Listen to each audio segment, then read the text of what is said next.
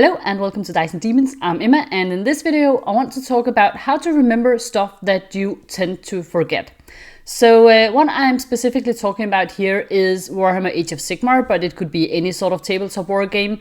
And there are just a ton of rules, and as Age of Sigmar 4.0 has just launched, it's a new edition, and I haven't played Age of Sigmar for a long time. I played a few games of 3rd edition and then a ton of games in 2nd edition, but I'm not really that familiar with how the game works anymore, and I'm also not that familiar with how my army works. So I play a Seraphon, and my army is called the Lollipop Lizards because they are fluorescent lizards riding big fluorescent dinos. So they look more or less like this, all of them. And I'm having a great time and I'm enjoying it, but I also have quite a problem trying to remember all of the different abilities and spells and buffs and debuffs and so on that you can give to different units. And some of them I can put into a cheat sheet, and I made a video last week about making a cheat sheet that works for your army in Warhammer Age of Sigmar. But there are also things that just don't really work in a cheat sheet, like casting a spell that buffs a certain unit. It doesn't really fit into a cheat sheet. There are also stuff like if you're casting an endless spell, the endless spell is tied to the wizard who cast it. So if that wizard is destroyed, then the endless spell is destroyed alongside that wizard. And if you have more than one wizard, trying to remember which wizard cast which spell, that can just be a lot to keep up with. And at least for me, I'm just more or less not able to do that. So what I want to do is I want to build physical tokens that I can put on the tabletop next to the models, and I want them to look sort of fun and cool so that they will match the rest of the army. And I also want them to have a particular aesthetic or a particular look so that I will know that each token represents something specific, so that I won't have to stand there and try to remember, so this token, am I using it to represent this buff or this buff right now? I can't really remember. I want each token to represent just one thing so that it will be very easy for me to tell at a glance what they are doing and what the abilities and buffs and debuffs and so on are. So I got the idea from my Ripidactyls. So they are sort of a unit of flying dinosaurs, and they have this really cool ability that at the start of the game you place a blood toad next to an enemy unit, and then you have buffs if you are attacking that unit with your Ripidactyls. And the cool thing about this is that with the sprues and the models, they also give you an actual physical blood toad. And so my version looks like this. It's a teeny tiny, it's a toad with its tongue sticking out at you.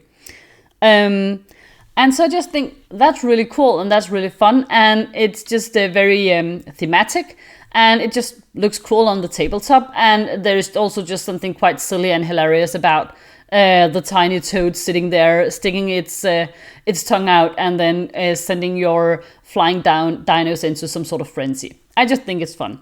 So I thought, why not just expand on that idea a whole lot? And I did, and now I have I think at least a dozen different tokens that I can use in my games, and I'm really looking forward to trying it out.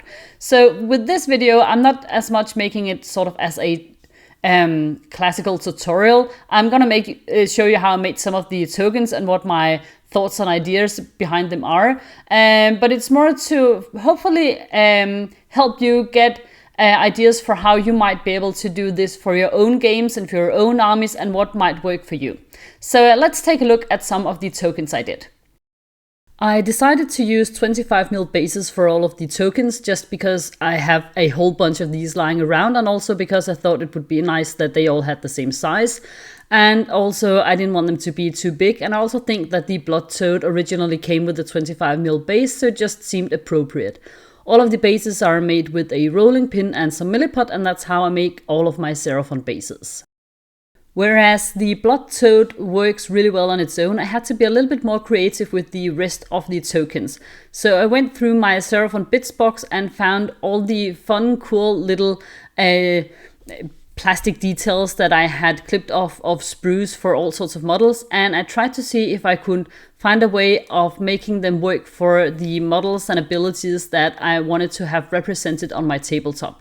So for instance, I have this Skink Star Priest, and he has a really cool Serpent Staff, which has an ability that can give you crit auto wounds. And as the ability is tied to the staff, I thought that a token that would look a little bit like this staff would be just perfect. And so this is not a one-to-one fit, but it's close enough, and I think it will work just fine as a memory aid for that ability, which I tend both to forget to use, and also I kind of forget which unit I actually gave that ability to. Then we have the Troglodon here, and he has a skink wizard riding on his back, and since he's a wizard, he can cast, for instance, an endless spell, and I tend to forget which wizard cast the endless spell, so I want something that represents him, and I thought this little bit here would work pretty well as sort of the headdress that he has on, and so that would help remind me of him as a wizard. I don't want to bore you and go over every single little token I made, but just to give you an example here, you can see the big toad there is the blood toad, and then the three tiny little dots here are teeny tiny frogs from the Croxagore sprues, and I thought they would represent the spell cast by a slan really well, so I can put them next to endless spells that were cast by the slan, just because, I mean, the slan is a frog, and it's fun that the tokens are then frogs, and these frogs are so much smaller than the blood toad, so I don't think it will be confusing in any way. I also had some tokens I wanted to make that I didn't really have any bits that were very suitable for, and one of those were rage tokens that you need for the Acrodon Lances. So the ability is that if they have fought in this turn, at the end of the turn they get a rage token up to a maximum of 3, and they will give you more attacks for your companion animals. So they're quite important, and it's really important that you remember how many rage tokens they have. So I decided to just keep it simple because I need to be able to make multiple of these. So I thought, well, since I don't have any bits, why don't I just make a big splash of blood on the base, and that could serve as a nice symbol of rage, I think.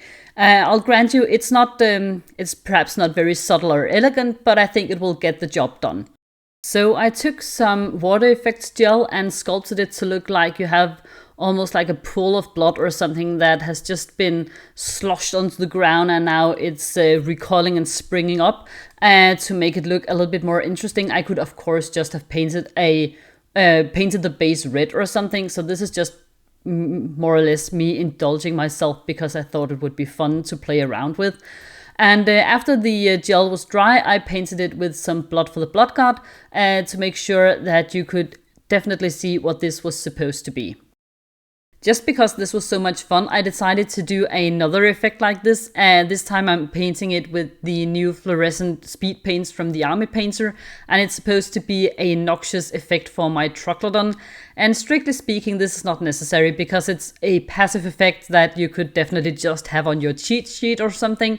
But yeah, I just really wanted to make a fluorescent spittle effect for my monster. So there you go. Not necessary at all, but perhaps you could use this as an inspiration for doing magic effects or something. Once the speed paints were dry, I painted over it with a gloss varnish to make sure that it looked like it was nice and wet and shiny. I also had these teeny tiny little frogs that I wanted to represent spells being cast by the slan. And while I think the models are adorable, they're also really, really small. So I think that they look too small even on a 25mm base. It just looked a little bit weird. And so I decided to put them on a little bit of foliage. So I have this from I think it's from Games Workshop, where they have a lot of different plants. And so I decided to take a few of the plants and then just place the frogs on top of that. You know, almost like it's a Thumbelina or something. I quite like the look of these plants on the bases, and so I decided to use a bit more to give a little bit of height to some of the tokens that would otherwise lie just really flat on top of the base and not be as visually interesting as I might like. So for instance, I have this little bit of a weapon here, and it's meant to represent that a unit can get a spell that gives them a +1 to rend. And I tend to forget which unit I gave that spell to.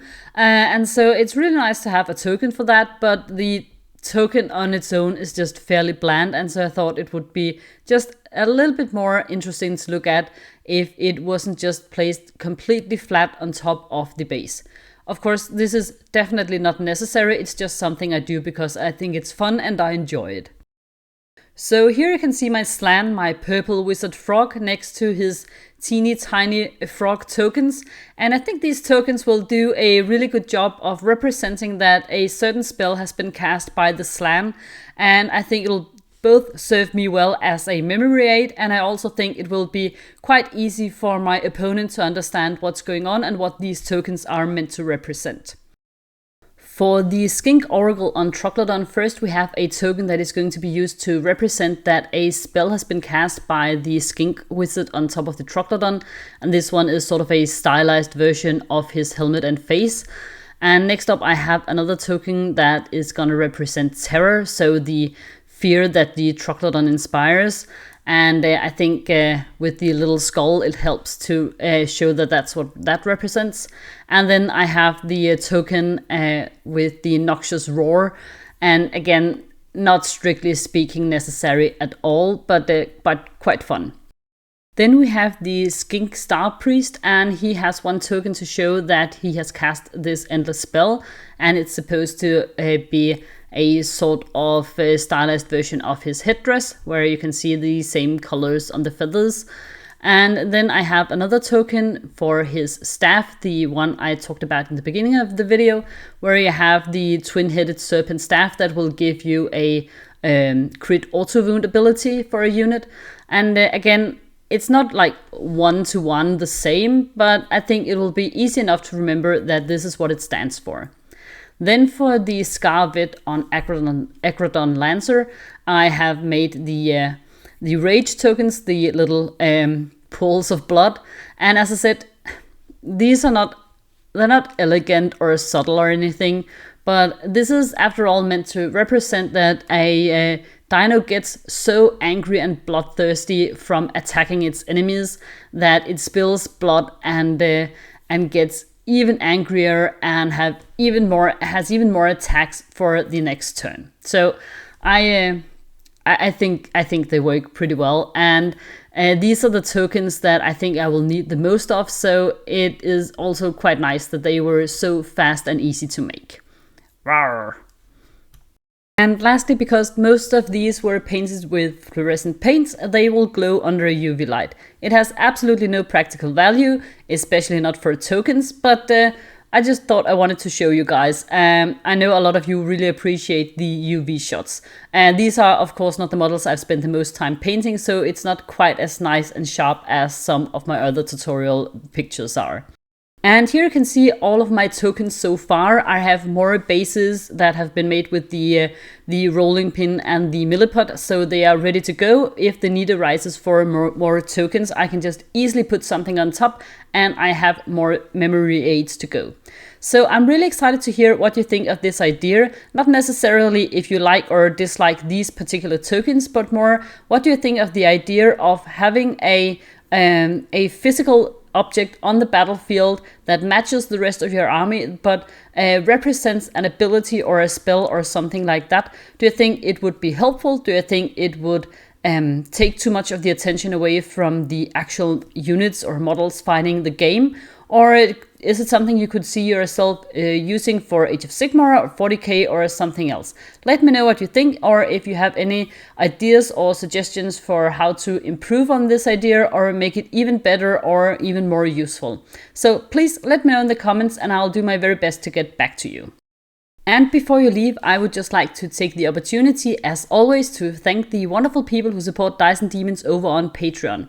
So thank you so much to Thomas Madsen, Gwenna L, Jordan Hollands, Queen's Wolf, Double J's Terrain, Mola Mola, Steve Eberly, Nassim Makaya, Andrea Correa, Anthony Polcastro, Bosworthy Rogue, Mando Project, Starcon85, S. Beer, Echinocicus, Elliot Philby, Dr. Tom Zimbardo, Cyberfossil, Cinnamon Coffee 87, Terrainery, Joshua and Anya Paveltic, Charla Robertson, and VT Knight 007.